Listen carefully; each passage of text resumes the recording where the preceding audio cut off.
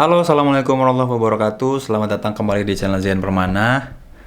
Abis ngezoom di kelas dasar psikologi, lalu bikin satu video, tapi kemudian baru nyadar ternyata tadi nggak dicolokin. Sekarang kita ngomongin lagi tentang orang yang curhat, tapi kayaknya aku butuh bantuan momom untuk ngejawab hal ini ya. Yuk kita simak, karena ini hubungannya sama ngomongin soal pengasuhan. Kita tanya momom, dan kita bacain juga curhatannya, simak ya. Thank you. Ternyata momom lagi jalan-jalan di luar, yuk kita susul lagi ngapain mereka. Ternyata bener sih momomnya lagi di luar jalan-jalan. Lagi ngedorong-dorong Zeno.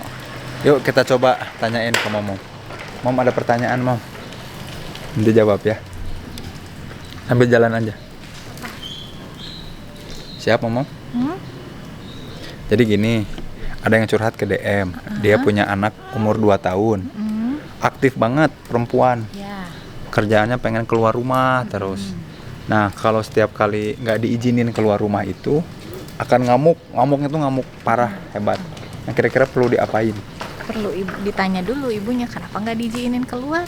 Bukan kalau nggak diizinin. Kan masa harus diizinin terus keluar? Kan ada momen-momen dia nggak keluarnya gitu. Nah, menurut momom harus diapain? Ngebut nggak? Pelan-pelan aja. Go! Oke.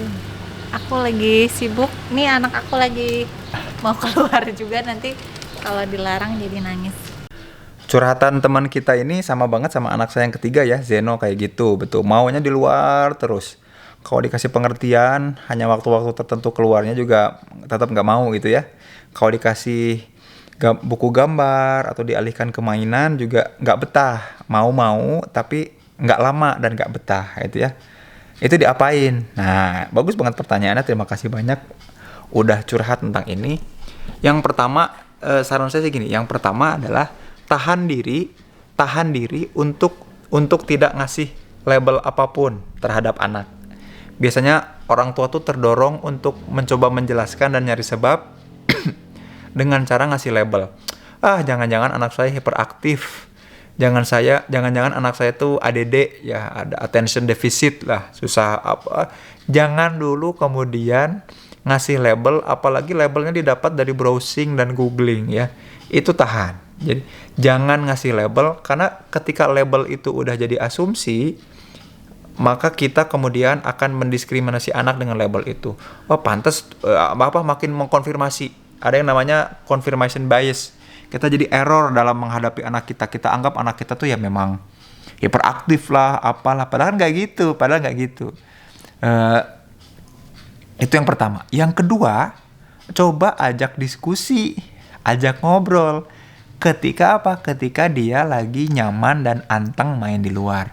Apa sih yang paling bikin anteng gitu ya? Apa sih yang membuat dia pengen di luar? Jadi justru kita mestinya nyari tahu hal apa yang kemudian membuat dia sangat tertarik dengan berada di luar rumah. Atau apa yang paling membuat dia mendambakan keluar rumah sampai dia tidak bisa menahan diri. Umur 2 tahun mah udah bisa diajak ngobrol mestinya. Atau kalaupun sulit, cara ngobrolnya dihadapkan dengan beberapa pilihan. Apakah karena suka ngelihat pohon? Apakah karena suka jalan-jalan?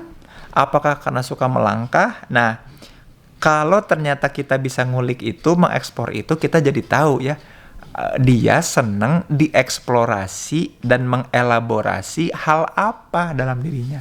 Justru dengan cara itu kita bisa mendevelop anak jadi lebih baik ya. Kita juga jadi lebih ngerti apa yang diinginkan oleh anak kita. Kurang lebih seperti itu. Mudah-mudahan menjawab, dan ini juga mudah-mudahan jadi referensi buat ayah bunda yang lain ya, ketika mendidik anak yang kemudian pengennya bawaannya keluar rumah terus.